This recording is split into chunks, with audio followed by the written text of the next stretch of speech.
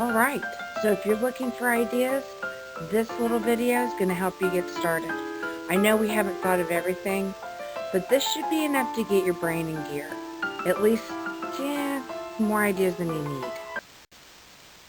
Okay, so as you can imagine, there are as many ideas for online instruction as there are teachers and classrooms. But the question is, what's it going to look like in your classroom? What's it going to look like with your students? How are you going to trim all those ideas? How are you going to make it happen? There are too many options available. You need to decide what's going to work for you and what's going to work for your classroom. Okay, so most people get what creating content for online is all about. We've heard terms like online learning, online classes, blended learning, flipped learning. But what does this all really mean, and what is this all really going to look like in your class? That's what most educators are going to do, the blended part of this. You're not going to be teaching fully online classes, probably. Regardless of how much time you might spend online with your students, you're going to have to create content or a learning space for them, or both. Whether you're using content that's already created or creating your own, it does have to have some place to be. The idea is to design your own version of what online learning looks like, or creating an online component, or flipped classroom, or blended classroom. I want to go through a very quick definition of what blended learning is, of which flipped learning is just one model, by the way. It's just the hot word right now. The definition of blended learning is a formal education program in which a student learns at least in part through online learning, with some element of student control over time, place, path, and/or pace, at least in part in a supervised brick-and-mortar location, away from home, and the modalities along each student's learning path within a course or subject are connected to provide an integrated learning experience. That sounds really formal. Honestly, it's pretty wide open. I really like this graphic because I think it gives an interesting perspective on how we can pull online components into our classroom. We can do it as well as our students.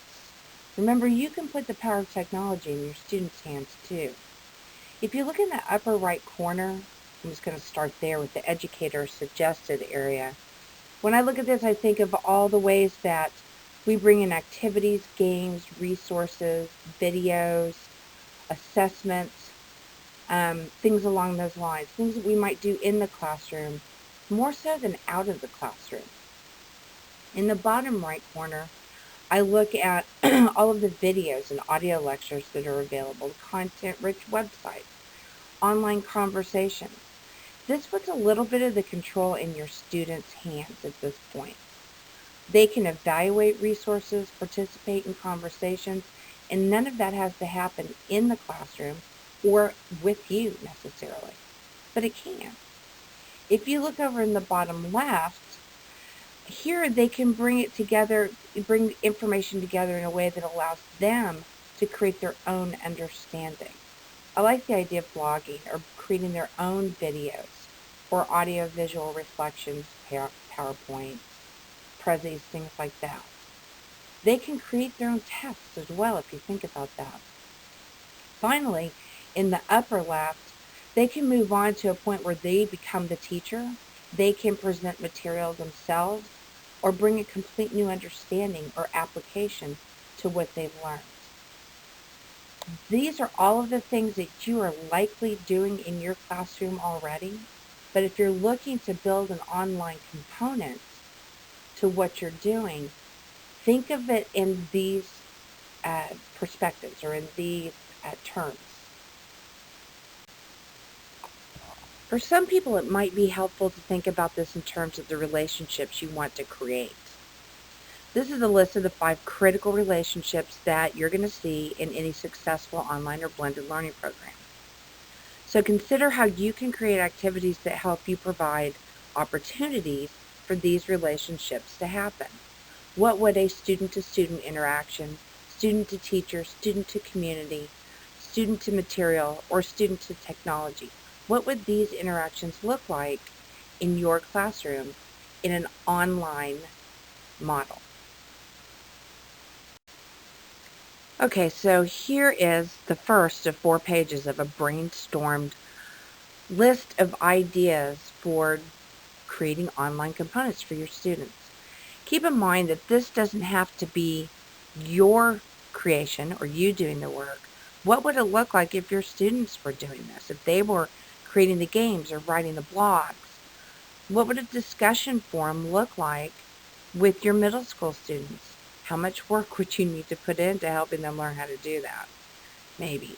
There's polls, debates. Digital badges are huge right now and a great part of the whole gamification of learning. So I'm going to give you just a minute to look at this list.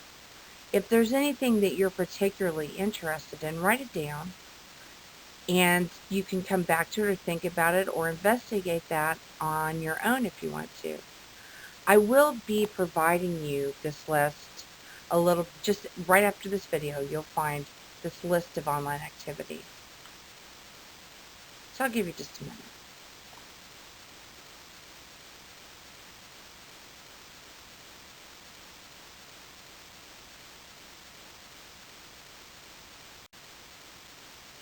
So here's our second page of ideas for creating online components or activities for your students. You might take a look through, see if there's anything that you have questions about, and you can ask them in the discussion forum in a little bit, or something that you might want to investigate on your own. Several of these I've done myself, and I'm happy to talk about them if you have any questions. So I'm going to give you just a minute to look at this. If there's anything you're interested in, write it down.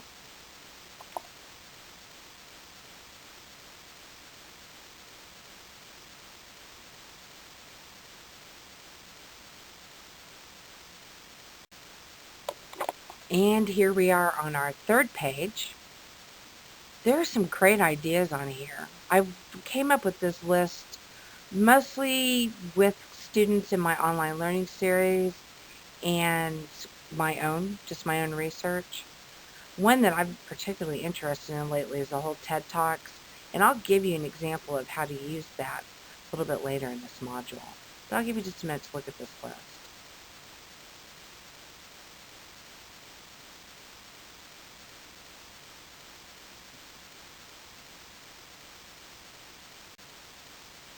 And here is our fourth and final page of brainstormed ideas.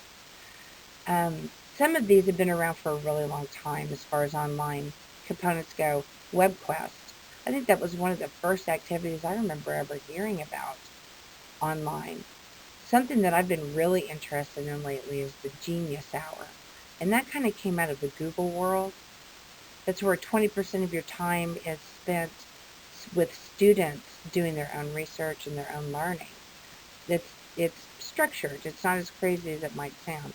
It's kind of interesting. I'd really like to be able to pull that in to a fully online class as well. I'll give you just a minute.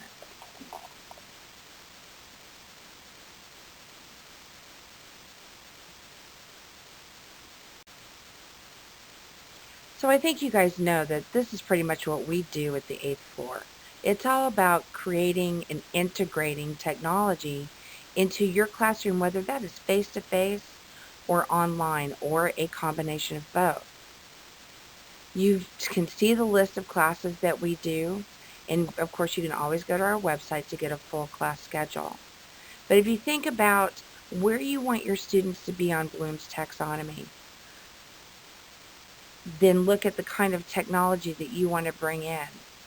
A lot of it can land at pretty much any level, but there's a lot of ideas out there. So let's think about that, and we'll do a little bit of sharing here in a little while. But there's going to be more ideas for you to go through. It's crazy, too many ideas.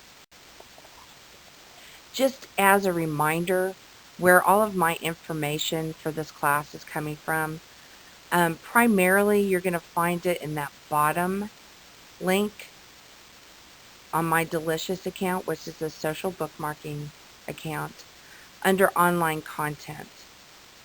I'm going to have a lot of, most everything you find in online content is going to also probably be in blended learning, flipped learning, online learning. They cross over quite a bit. But if you want to know more, find more information, or get to my resources, this is the link. All right, let's move on to our next activity.